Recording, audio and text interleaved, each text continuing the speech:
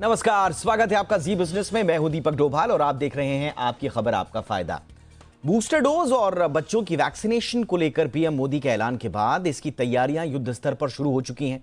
नए साल के आगाज के साथ ही 3 जनवरी से बच्चों को वैक्सीन दी जाएगी और यही नहीं, 10 जनवरी से कोरोना के खिलाफ जंग के सबसे बड़े योद्धाओं यानी फ्रंटलाइन वर्कर्स को भी बूस्टर डोज लगनी शुरू हो जाएगी।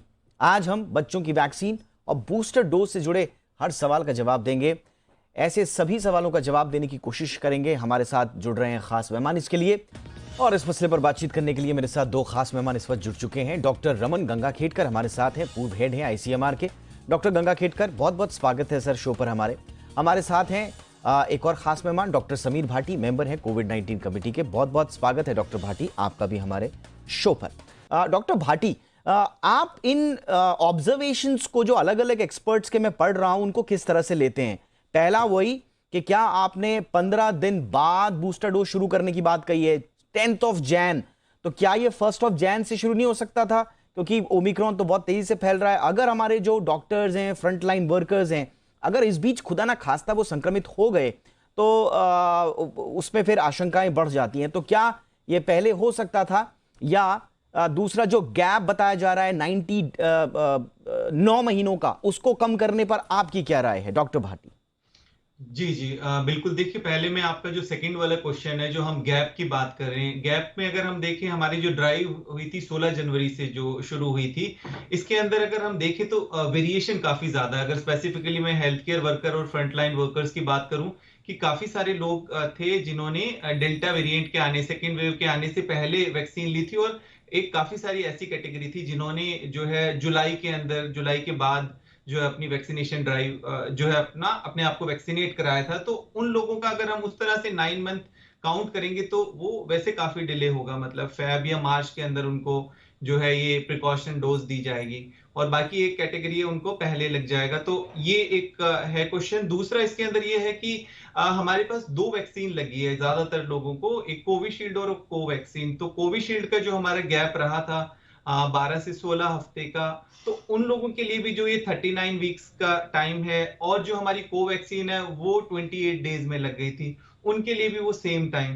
तो यहाँ पर थोड़ा सा एक बार इसमें मुझे लगता है शायद आने वाले समय में थोड़ी बहुत और अमेंडमेंट की जरूरत पड़ सकती है।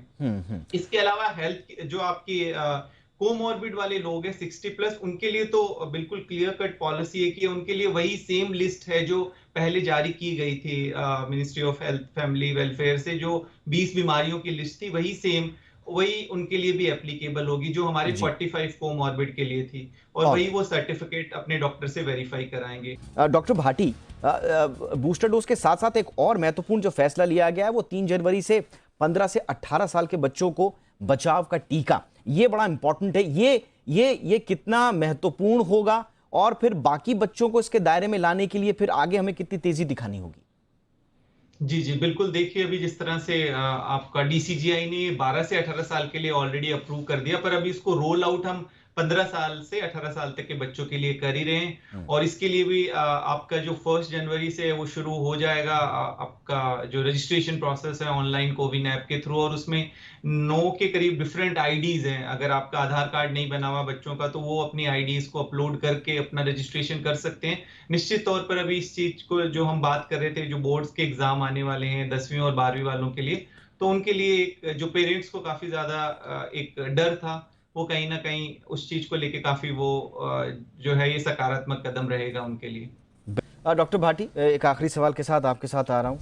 कहा यह जा रहा है कि ये जिस तेजी से ओमिक्रॉन फैल रहा है, ये जो डेल्टा वेरिएंट है जो सबसे ज्यादा इस वक्त है भारत में और सबसे खतरनाक पूरी दुनिया में माना जा रहा है, ये इसके ओवरपावर कर देगा और फिर सारी जगह फैलकर सोर्स खत्म कर देगा डेल्टा का।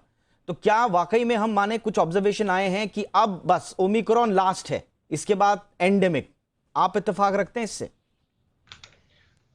देखिए, ये तो अभी हम नहीं कह सकते। फिलहाल अगर हम बात करें, ग्लोबली भी बात करें, तो दोनों वेरिएंट ही है हमारा। अगर इंडिया की बात करें तो अभी भी प्रीडोमिनेंट आपका डेल्टा वेरिएंट ही है। दिल्ली की स्पेसिफिकली बात करूं तो हमारे जितने भी सारे पॉजिटिव सैंपल्स है वो जीनोम सिक्वेंसिंग के लिए जाते हैं उसके बाद भी अभी हम देख रहे हैं कि उसमें डेल्टा एंड ओमिक्रॉन जो है दोनों ही वेरिएंट है। आगे आने वाला और डेटा बताएगा जिस तरह से, पर जैसा हम देख रहे हैं बाहर का डेटा, निश्चित तौर पर जो जितना ज्यादा संक्रामक और ट्रांसमिसिबल जो है आपका ओमिक्रॉन है, तो ये अब डेल्टा को रिप्लेस कर देगा। ये बहुत बहुत शुक्रिया। आप तीनों हैं हमारे शो पर। Doctor Raman Gangakhedkar, thank you so much sir. Doctor Rana, thank you so much sir, आपने वक्त निकाला। डॉक्टर भाटी, आपका भी बहुत बहुत शुक्रिया।